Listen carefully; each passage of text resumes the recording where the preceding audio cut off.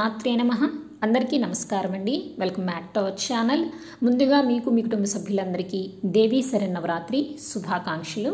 ఈరోజు ఈ వీడియోలో 2024వ సంవత్సరంలో దేవీ శరన్నవరాత్రుల్లో ఎంతో ముఖ్యమైన రోజైన అమ్మవారి జన్మ నక్షత్రమైన మూలా నక్షత్రము సరస్వతీదేవి అలంకారం ఎప్పుడు ఏ తేదీన వచ్చింది, అమ్మవారికి పూజ ఏ సమయంలో చేసుకోవాలి, చిన్నపిల్లలకు అక్షరాభ్యాసం ఏ సమయంలో చేయించాలి, అలాగే ఈ రోజున చదువుకునే పిల్లలు చదువులో బాగా రాణించాలి అని అంటే అమ్మవారికి పూజ ఏ విధంగా చేసుకోవాలి, ఇలాంటి అన్ని విషయాల గురించి ఈ వీడియోలో అయితే వివరంగా తెలుసుకుందామండి. వీడియోని ఎక్కడా కూడా స్కిప్ చేయకుండా మొదటి నుంచి చివరి వరకు అయితే చూడండి.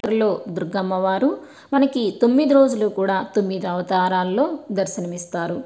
ఈ 9 రోజులు కూడా అమ్మవారిని ఒక్కొక్క రూపంలో మనము పూజించుకోవాలి.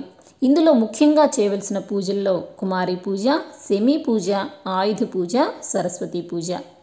ఈ సరస్వతి పూజ ఆశ్వయుజ శుద్ధ సప్తమి మూలా నక్షత్రం కలిసి వచ్చిన రోజున మనము జరుపుకుంటాము. పిల్లలు చదువులో బాగా రాణించాలంటే పిల్లలకు ఉండవలసింది మంచి తెలివితేటలు, మంచి వాక్శుద్ధి, మంచి చదువు. ఇవన్నీ మన పిల్లలకు కలగాలంటే పిల్లలకు అక్షరాభ్యాసం మంచి సమయంలో చేయించినట్లయితే వాళ్ళు అత్యున్నత శిఖరాలను అధిరోహిస్తారు. మామూలుగా అయితే పిల్లలకి అక్షరాభ్యాసం చేయించాలంటే పిల్లలు పుట్టిన జన్మ నక్షత్రాల జాతకాన్ని బట్టి మంచి రోజు చూసుకుని మనము అక్షరాభ్యాసం అనేది చేస్తూ ఉంటాం కదండి. కానీ సంవత్సరంలో 2 రోజులు మాత్రము వీటితో ఏమీ సంబంధం లేకుండా ఏ తిథైనా ఏ నక్షత్రమైనా కూడా మనము అక్షరాభ్యాసాన్ని చేయించవచ్చండి. అంటే మంచి చెడులతో సంబంధం లేకుండా ఆ 2 రోజులు మాత్రము ఏ సమయంలో అయినా సరే మనము అక్షరాభ్యాసం అనేది పిల్లలకు చేయించవచ్చు. మరి ఆ 2 రోజులు ఎప్పుడు అని అంటే ఉత్తరాయణంలో వచ్చే వసంత పంచమి రోజున, దక్షిణాయనంలో వచ్చే దేవీ శరన్నవరాత్రుల్లో అమ్మవారి జన్మ నక్షత్రమైన మూలా నక్షత్రం సరస్వతీదేవి అమ్మవారి అలంకారం రోజున ఏ సమయంలో అయినా సరే ఈ 2 రోజుల్లో అక్షరాభ్యాసాన్ని పిల్లలకు చేయించవచ్చు అని పండితులు చెప్తున్నారు. దేవీ శరన్నవరాత్రులు స్వస్తి శ్రీ చాంద్రమాన శ్రీ క్రోధినామ సంవత్సరం దక్షిణాయనం శరదృతువు ఆశ్వయుజ మాసం శుక్లపక్షం అక్టోబర్ 3, 2024 గురువారం ఆశ్వయుజ శుద్ధ పాడ్యమితో ప్రారంభమై 12 అక్టోబర్ 2024 శనివారం ఆశ్వయుజ శుద్ధ దశమి విజయదశమితో దేవీ శరన్నవరాత్రులు ముగుస్తాయి. ఈ దేవీ శరన్నవరాత్రుల్లో మూలా నక్షత్రం సరస్వతీదేవి అలంకారం సరస్వతీదేవి పూజను నిర్వహించుకోవలసిన తేదీ అక్టోబర్ 9, 2024 బుధవారం. ఈ రోజున తిథి ఆశ్వయుజ శుద్ధ సప్తమి తిథి. ప్రారంభం 9 అక్టోబర్ 2024 బుధవారం ఉదయం 7:22 ప్రారంభమై 10 అక్టోబర్ 2024 గురువారం ఉదయం 7:16 వరకు సప్తమి తిథి అయితే ఉంటుంది.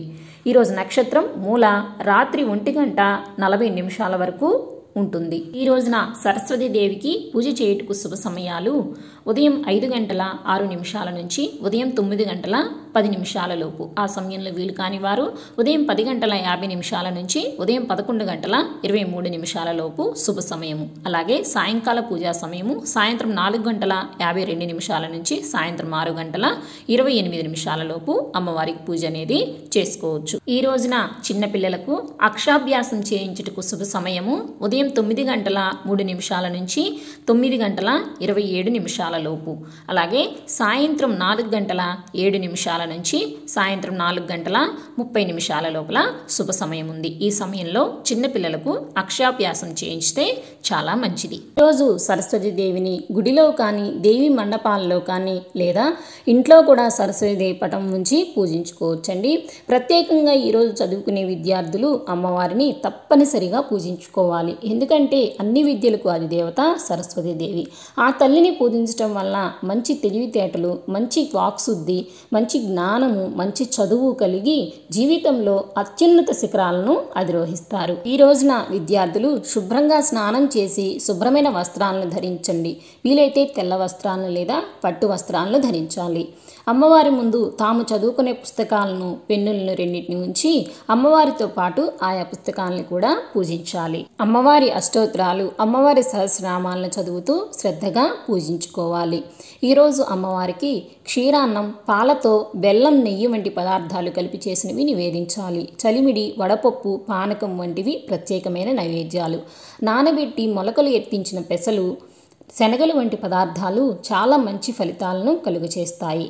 ఈ విధంగా పిల్లలు ఈరోజు అమ్మవారిని భక్తి శ్రద్ధలతో పూజించడం వలన చదువులో ఎటువంటి ఆటంకాలు ఉన్నా కూడా తొలగిపోయి మంచి ఫలితాలను సాధిస్తారు. సో ఇదండి ఇవాళ వీడియో. 2024 సంవత్సరంలో దేవి శరన్నవరాత్రుల్లో మూలా నక్షత్రం సరస్వతీదేవి అలంకారం ఎప్పుడు ఏ తేదీన వచ్చింది, సరస్వతీదేవికి పూజ ఏ సమయంలో చేసుకోవాలి, అలాగే చిన్నపిల్లలకు అక్షరాభ్యాసం ఈ రోజున ఏ సమయంలో చేయించాలి, ఇలాంటి మరెన్నో విషయాల గురించి ఈ వీడియోలో అయితే వివరంగా తెలుసుకున్నాం కదండి. ఈ వీడియో మీకు నచ్చింది, యూజ్ అయిందని అనుకుంటున్నానండి. అలా అనుకునేవారు తప్పకుండా ఒక లైక్ చేయండి. అలాగే ఈ సమాచారం మరికొంతమందికి తెలియాలి అనుకుంటే ఈ వీడియోని షేర్ చేయండి. అలాగే మా వీడియోస్ మీకు నచ్చినట్లయితే మన ఛానల్ని సబ్స్క్రైబ్ చేసుకోండి. పక్కనే ఉన్న బెల్ ఐకాన్ని కూడా ప్రెస్ చేసుకోండి. మరొక మంచి వీడియోతో మళ్ళీ కలుసుకుందామండి. అంతవరకు సెలవు. నమస్కారం. సర్వే జనా సుఖినో భవంతు. స్వస్తి.